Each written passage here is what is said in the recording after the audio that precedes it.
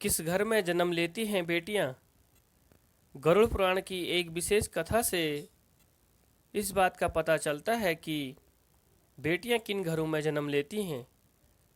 गरुड़ पुराण की एक कथा के अनुसार अर्जुन भगवान श्री कृष्ण से पूछते हैं कि किस कर्म के कारण किसी के घर में पुत्री का जन्म होता है। दोस्तों, हमारे चैनल में आपका स्वागत है। दोस्तों, चैनल पर नए हो तो चैनल को लाइक, सब्सक्राइब और वीडियो कैसी लगी कमेंट करना ना भूलना।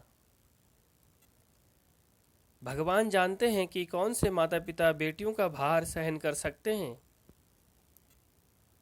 और सही तरह से उनका पालन पोषण कर सकते हैं, इसलिए वे ऐसे घरों का चयन करते हैं जो बेटियों के लिए उपयुक्त हो।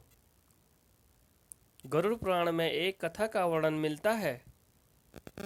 इस कथा में श्री कृष्ण बताते हैं कि बेटियां किन घरों में पैदा होती हैं।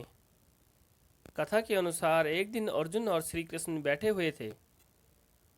दोनों जन्म मरण के बारे में बातें कर रहे थे। उसी दौरान अर्जुन ने श्री कृष्ण से सवाल किया कि माधव, किन कर्मों के कारण किसी भी माता पिता को कन्या रत्न की प्राप्ति होती है, यानी कैसे घरों को भगवान बेटियों के जन्म के लिए चुनते हैं। तब श्री कृष्ण बोलते हैं, अर्जुन, अगर किसी के घर पुत्र का जन्म होता है तो वह उसका भाग्य है, लेकिन अगर किसी के घर पुत्री का जन्म होता है तो वह उसके लिए सौभाग्य की बात है। बेटे अगर भाग्य से मिलते हैं तो बेटियां सौभाग्य वालों को ही मिलती है। जो स्त्री पुरुष अपने पूर्व जन्म में अच्छे कर्म करते हैं उन्हें ही बेटी के माता पिता होने का सौभाग्य मिलता है। आगे श्री कृष्ण कहते हैं, बेटियों के लिए जन्म के लिए ऐसे घरों को ही ईश्वर चुनते हैं जो बेटियों का भार सहन कर सके। धन होते हुए भी कुछ लोग ऐसे होते हैं जो बेटियों का भार सहन नहीं कर सकते, जबकि कुछ लोग ऐसे भी होते हैं जो गरीब होते हुए भी बेटियों को बड़े ही प्रेम से पाल सकते हैं।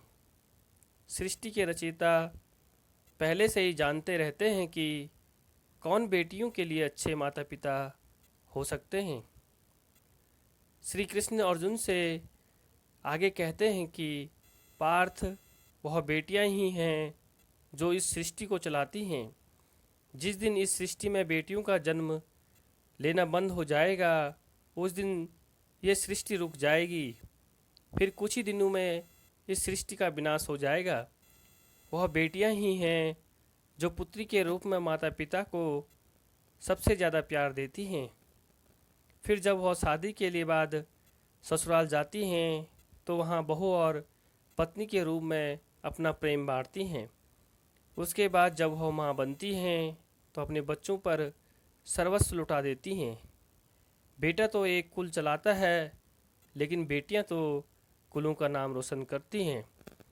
दोस्तों, धन्यवाद।